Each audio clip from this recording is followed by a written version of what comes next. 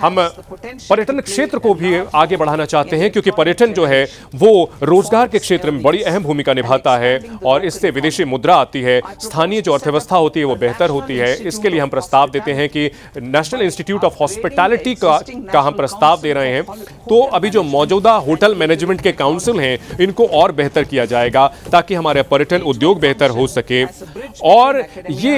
एक पुल का काम करेगा। पढ़ाई और इसके पढ़ाई के साथ साथ रोजगार मिल सके और सरकार इसमें भूमिका निभा सके, ये सुनिश्चित करेगा। हम चाहते हैं कि पायलट स्कीम की स्थापना की जाए ताकि 10,000 गाइड तैयार हो सकें, खास तौर पर जो चिन्हित जो हमारे प्रमुख पर्यटन स्थल है वहां पर,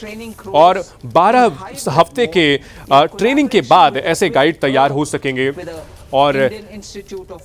हमारे इंडियन इंस्टीट्यूट ऑफ मैनेजमेंट इसमें साझेदार होंगे। राष्ट्रीय जो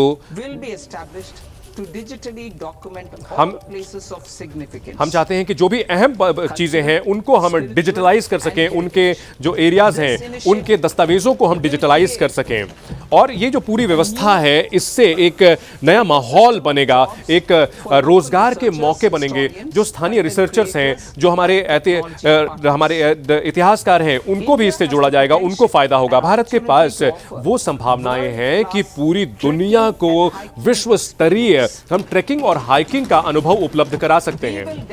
और हम जो पर्यावरण के हिसाब से जो अच्छे माउंटेन ट्रैकिंग इंस्टीट्यूट है, हिमाचल प्रदेश, उत्तराखंड और जम्मू कश्मीर जो पहाड़ी राज्य हैं वहां पर ऐसे इंस्टीट्यूट की स्थापना करेंगे, और साथ ही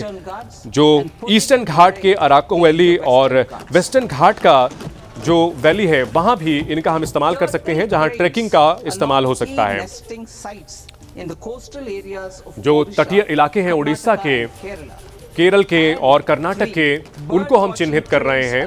बर्ड वॉचिंग के जो इलाके हैं वो आंध्र प्रदेश और तमिलनाडु के बॉर्डर पर है, उनको हम विकसित करने का काम करेंगे। प्रधानमंत्री नरेंद्र मोदी के लीडरशिप में हम बिग कैट अलायंस की हमने 2024 में स्थापना की थी, यानी कि हमारे जो बिग कैट समिट, यानी कि जो हमारे बाघ हैं, हमारे जो शेर हैं, उनको हमने फोकस में लाया था, और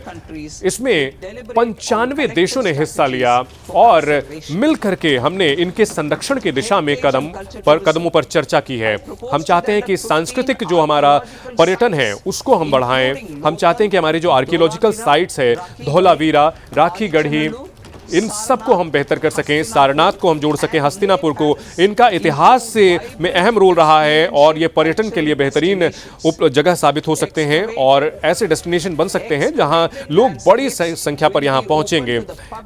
हम चाहेंगे कि जो खुदाई के बाद का क्षेत्र है वहां पर लोग भी अंदर जा सकें, और यहां पर कहानी सुनाने की जो क्षमता है और जो तकनीक है वो बनाया जा सकेगा, और जो कंजर्वेशन लैब्स हैं उनकी स्थापना की जाएगी और गाइड्स को वहां पर तैनात किया जाएगा ताकि ये पर्यटन के क्षेत्र में आगे बढ़े।